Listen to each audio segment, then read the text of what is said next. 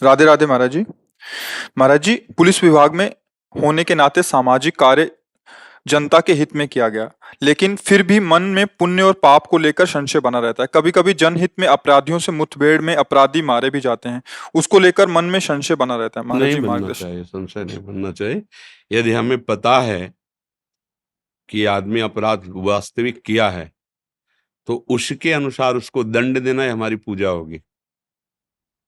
भाई वास्तविक पूर्ण फाइनल दंड तो न्याय विभाग है, अपने लोग उसको यथोचित शासन में लेकर के बंधन युक्त करके और न्यायाधीश के सामने पेश करें। और यदि हमारे बड़ों का आदेश है तो आप फिर फिर मतलब आप उसमें नहीं है ना, आप तो उसमें नहीं है, आप तो आदेश पे है ना, तो आदेश वाला हिसाब किताब होगा उसको।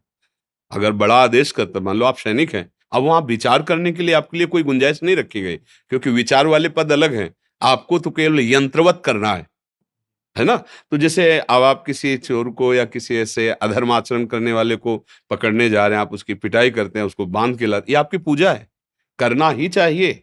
अगर कोई इस तरह के अपराधियों को किसी भी प्रलोभन या भयवश उनको बचाव पक्ष में रखता है, अब ये अपराध चालू हो गया।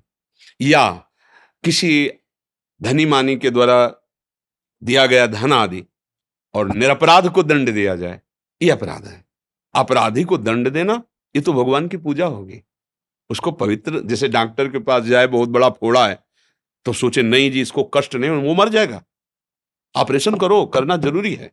ऐसे ही ऑपरेशन है। तुम जो पाप कर्म में अपनी मति लगाए हुए हो, अब तुम्हें पवित्र करने के लिए विधान किया जा रहा है। देख तेरे कर्म का आचरण का ये फल है तेरा, और आगे बढ़, इसके बाद आगे भी भोग जाकर उसका सुधार हो, नहीं तो दंड भोग।